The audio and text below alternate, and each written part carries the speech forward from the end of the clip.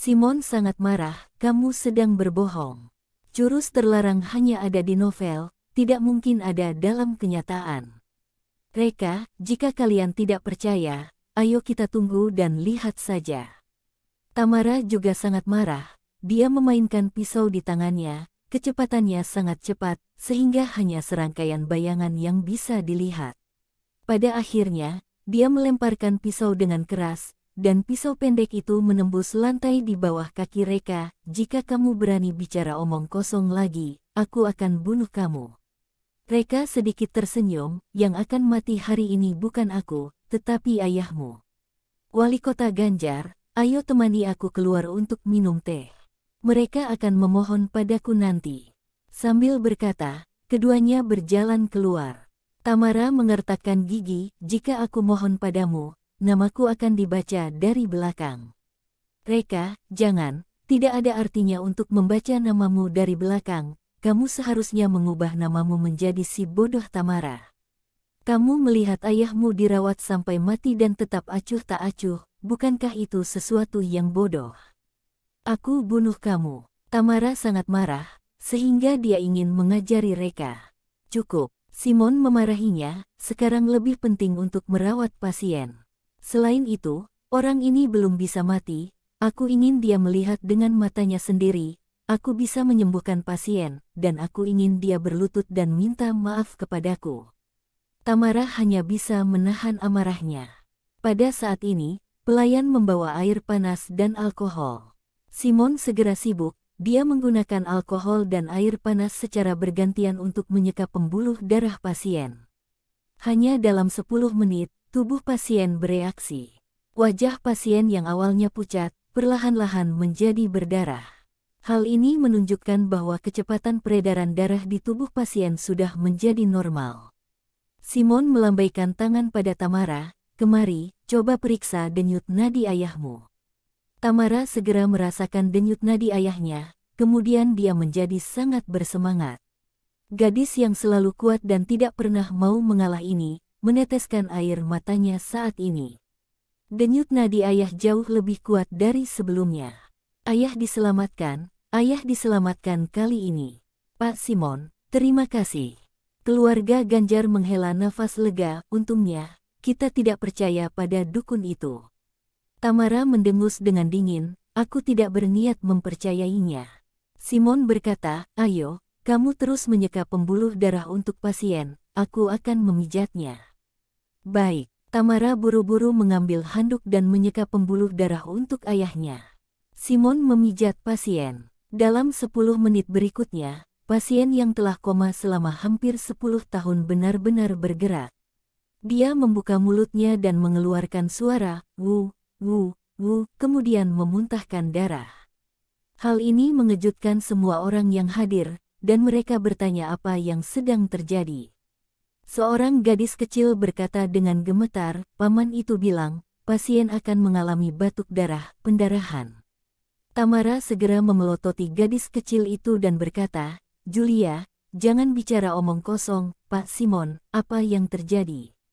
Pak Simon masih tenang seperti biasa, ini adalah fenomena normal, pijatku membantu pasien menghilangkan akumulasi darah tidak normal di tubuhnya.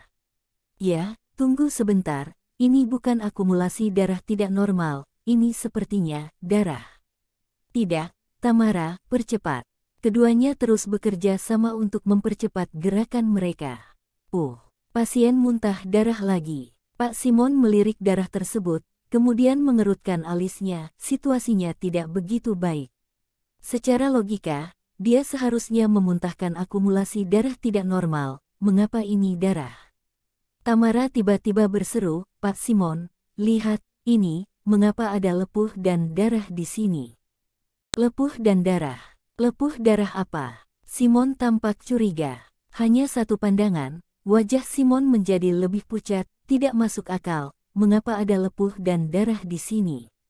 Apakah airnya terlalu panas, sehingga melepuh dan terjadi pendarahan? Tamara, cepat gunakan alkohol, alkohol seharusnya bisa menghilangkan luka lepuh dan pendarahan, baik. Tamara menjawab dengan tergesa-gesa, bersiap untuk mengaplikasikan alkohol. Namun, Sebelum dia sempat mengaplikasikannya, lepuh darah itu meledak hanya dengan sekejap. Darah yang menciprat ada banyak. Adegan aneh ini membuat wajah semua orang menjadi pucat. Gadis kecil itu bahkan lebih takut dan berteriak, batuk darah, pendarahan. Paman itu benar. Kakek sudah sekarat, Sampai saat ini, Tamara masih tidak percaya dengan apa yang dikatakan Reka. Dia menatap ke Simon untuk meminta bantuan. Pak Simon, ini, apa yang terjadi? Tanpa diduga, pada saat ini, Pak Simon juga panik, tidak masuk akal, tidak mungkin, aku telah menjadi dokter selama puluhan tahun, aku tidak pernah melihat hal aneh seperti itu. Batuk darah, pendarahan, pupil melebar, kemudian progeria keluar dari tubuh. Pupilnya. Simon buru-buru membuka kelopak mata pasien dan mengamati pupilnya. Benar, semuanya benar. Semua gejala pasien yang dikatakan Reka benar. Badan Simon segera lemas dan jatuh ke kursi. Mungkinkah pemuda itu benar-benar mampu dan bisa melihat bahwa pasien diracuni dengan progeria? Atau, apakah semua ini hanya kebetulan saja? Tapi bagaimana mungkin ada begitu banyak kebetulan dalam industri medis? Ini hanya penipuan diri sendiri. Menghadapi semua tanda ini, dia Simon juga harus menerima kenyataan kejam ini. Dia Simon, kalah dari seorang pemuda. Dia berteriak, cepat undang pemuda itu, cepat pergi. Semua orang benar-benar frustrasi, dan hati mereka bergetar. Bahkan Simon juga tidak punya cara lain, dan harus meminta bantuan dukun muda itu. Dukun muda itu benar-benar mampu. Kalau begitu, apa yang dia katakan tentang progeria juga benar. Semua orang sangat takut ketika memikirkannya, dan juga merinding. Tamara berteriak dengan marah, apa yang sedang kalian lakukan, cepat cari Dr. Jenius Valkyrie itu. Semua anggota keluarga Ganjar sadar kembali, kemudian bubar untuk mencari Reka. Pada saat ini, Reka dan wali kota Ganjar sedang menikmati kesejukan di bawah paviliun keluarga Ganjar. Untuk minum teh, keluarga Ganjar tidak memberi mereka teh. Wali kota Ganjar meminta maaf, Tuan Valkyrie, aku benar-benar minta maaf. Hais, adik seperguruanku ini sangat keras kepala, dan mempermalukan Anda, mohon Anda jangan bawa ke hati. Reka berkata, oh, dari nada bicaramu ini, sepertinya kamu selalu ditindas olehnya. Jangan khawatir, aku akan membantumu membalas dendam nanti. Wali kota Ganjar tertawa dan berpikir di dalam hati, lupakan saja, barusan kamu dimarahi oleh adik seperguruan lebih buruk dariku. Pada saat ini, anggota keluarga Ganjar datang dan berkata, Dr. Jenius Valkyrie, situasinya sangat mendesak sekarang, tolong pergi dan selamatkan pasien sesegera mungkin. Wali kota Ganjar berdiri dan berkata dengan gugup, ada apa? Apa yang terjadi pada guru?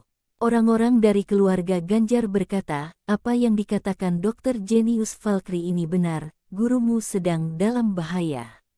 Wali kota Ganjar sangat cemas, dan buru-buru berkata kepada Reka, Tuan Valkyrie, tolong jangan marah dan selamatkan guruku. Reka melirik semua orang keluarga Ganjar dengan santai, oh, kenapa si bodoh Tamara tidak datang untuk mengundangku? Aku sudah bilang, aku ingin dia datang sendiri. Si bodoh Tamara, lebih tepatnya adalah Tamara. Ini adalah nama baru yang baru saja diberikan Reka kepada Tamara. Anggota keluarga Ganjar sangat cemas, Tuan Valkyrie, tolong selamatkan pasien dulu. Untuk Tamara, kami pasti akan suruh dia minta maaf kepada Anda nanti. Wali kota Ganjar juga memohon, Tuan Valkyrie, nyawa manusia lebih berharga dari segalanya. Aku mohon Anda untuk mengabaikan hal-hal sebelumnya terlebih dahulu. Jangan khawatir, aku akan suruh adik seperguruanku berlutut dan minta maaf kepada Anda nanti. Reka menghela nafas, baiklah, aku beri kamu wajah ini. Sekelompok orang kembali ke kamar dengan semangat. Reka melirik pasien dan mengerutkan kening, kondisi pasien lebih serius dari yang dia kira. Simon dengan cepat berkata, anak muda, maaf, tadi aku tidak sopan. Aku tahu bahwa tidak peduli apa yang aku katakan sekarang, itu tidak dapat mengungkapkan permintaan maafku. Tapi pasien tidak bersalah, aku harap Anda tidak menunda perawatan pasien karena kesalahanku. Tamara segera bangkit dan memberi jalan untuk Reka, cepat, selamatkan ayahku. Reka buru-buru melangkah maju dan melihat pupil pasien, pupilnya melebar sangat parah, ada bintik-bintik hitam di pupilnya, dan progeria akan segera menembus bola mata. Minggir, perhatikan sirkulasi udara. Kerumunan bubar dengan tergesa-gesa, kemudian membuka pintu dan jendela. Reka mengeluarkan sulfur yang dibawanya dan mengoleskannya ke bola mata pasien. Kemudian, dia pergi untuk memeriksa lokasi pendarahan. Di dekat lokasi pendarahan, beberapa lepuh darah sedang menggembung dan dapat meleleh bersama dan meledak kapan saja.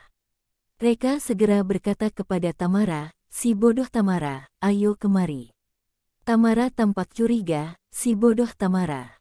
Siapa si bodoh Tamara?" Namun, dia dengan cepat sadar kembali dan segera marah. "Kamulah idiot." Namun, tugas yang paling mendesak sekarang adalah menyelamatkan orang. Sehingga Tamara bergegas kemari. Reka mengulurkan tangan dan menjambak rambut Tamara. Tamara terkejut dan tanpa sadar melindungi rambutnya. Reka memarahinya, "Apakah kamu ingin menyelamatkan pasien? Cepat singkirkan tanganmu." Tamara hanya bisa menahan penghinaan dan menyingkirkan tangannya. Reka dengan santai melepaskan gelang ikat rambut Tamara. Rambut panjang Tamara segera tergerai dan menutupi bahunya. Reka menertawakannya, "Gadis yang pegang tombak dan pisau masih punya rambut panjang, sepertinya kamu sangat suka berdandan. Tapi gelang ikat rambut ini sudah tidak diperlukan lagi, sebenarnya kamu terlihat lebih cantik dengan rambut panjang." "Tamara, pada saat ini, kamu masih membicarakan hal ini. Lebih penting untuk menyelamatkan orang, lebih penting untuk menyelamatkan orang. Reka, pergi. Cari beberapa gelang ikat rambut lagi, aku perlu menggunakannya." Tamara segera berbalik dan berkata kepada semua orang keluarga Ganjar, "Beni aku semua gelang ikat rambut kalian." Dia dengan cepat mengumpulkan 10 gelang ikat rambut dan menyerahkannya kepada Reka. Reka segera menggunakan gelang ikat rambut untuk memisahkan lepuh darah yang menonjol di tubuh pasien, dan melemparkan sekantong sulfur ke Tamara, "Letakkan sulfur di kaki pasien." Tamara segera melakukannya. Reka mengeluarkan jarum baja dan mulai melakukan akupuntur untuk pasien. Jarum ke-8 dari jarum eksodia, jarum penghentian perdarahan. Jarum ini dapat memperlambat kecepatan sirkulasi darah, sehingga dapat menghentikan kehilangan darah yang berlebihan. Melihat teknik jarum Reka, Simon sangat bersemangat. Teknik jarum ini sangat akrab. Ini adalah jarum eksodia yang legendaris. Jarum eksodia ini diciptakan oleh Jenderal nomor 1 di Clarity, Tuan Agung Valkyrie secara pribadi. Mungkinkah pemuda ini merupakan penerus Tuan Agung Valkyrie? Dia kalah dari penerus Tuan Agung Valkyrie, itu tidak malu sama sekali. Mengikuti serangkaian tindakan penyelamatan Reka, gejala pasien telah banyak membaik. Ekspresi nyeri pasien menghilang, pupil yang semula melebar telah kembali normal, dan bintik hitam kecil pada mata juga menghilang. Lepuh darah yang menonjol juga perlahan menghilang di bawah pengaruh sulfur. Tamara memeriksa napas dan detak jantung ayahnya, kemudian menghela nafas lega, ayah telah diselamatkan. Anggota keluarga Ganjar lainnya juga menghela nafas lega, kemudian mereka berjalan kemari untuk memuji Reka. Tamara memandang Simon dengan galak, "Simon, kamu hampir membunuh ayahku, kamu tidak layak menyandang gelar master. Kamu adalah seorang dukun." Wajah Simon tiba-tiba menjadi pucat. Ini sudah berakhir, kali ini benar-benar berakhir. Jika insiden ini tersebar, maka ketenarannya akan hancur. Dari master langsung jatuh ke dukun, mengapa tidak membunuhnya saja? Untuk sementara waktu, Simon sangat putus asa, dia ingin mati untuk membuktikan ketidakbersalahannya. Reka tiba-tiba berkata, "Sudah, jangan menyingkirkan seseorang segera setelah dia menyelesaikan pekerjaannya." Tanpa serangkaian perawatan Simon sebelumnya untuk membuka jalan bagi pengobatanku, aku tidak akan bisa menyelamatkan ayahmu. Kali ini, dia bisa mengambil 30% dari kredit. Simon segera menatapnya dengan rasa terima kasih. Orang luar tidak mengerti apapun, hanya orang dalam yang dapat melihat dengan jelas. Sebagai orang dalam, Simon tahu bahwa dia tidak melakukan apa-apa, dan bahkan hampir menyebabkan kecelakaan medis. Reka mengatakan ini, sangat jelas sedang membantunya dan mempromosikannya. Pemuda ini sangat berlapang dada, dan jauh lebih bijaksana darinya. Simon sangat mengagumi Reka. Mendengar apa yang Reka katakan, tatapan keluarga Ganjar pada Simon agak mereda. Tamara memerintahkan bawahannya, pergi, ambil 20 miliar uang tunai untuknya sebagai biaya konsultasi. Reka menggelengkan kepalanya dan tersenyum, kamu ingin aku menyelamatkan ayahmu dengan 20 miliar. Ini terlalu konyol. Kalian tidak mampu membayarnya. Tamara, berlutut dan minta maaf padaku, aku anggap ini sebagai biaya konsultasi. Simon tahu bahwa Reka mengatakan yang sebenarnya. Memang sangat sulit untuk membiarkan penerus Tuan Agung Valkyrie menyembuhkan seseorang. Namun, Tamara berpikir bahwa Reka sengaja mempermalukan dirinya sendiri. Dia mengertakkan gigi, kamu terlalu berlebihan. Pergi, ambil 200 miliar, keluarga Ganjar tidak pernah berutang budi pada siapapun.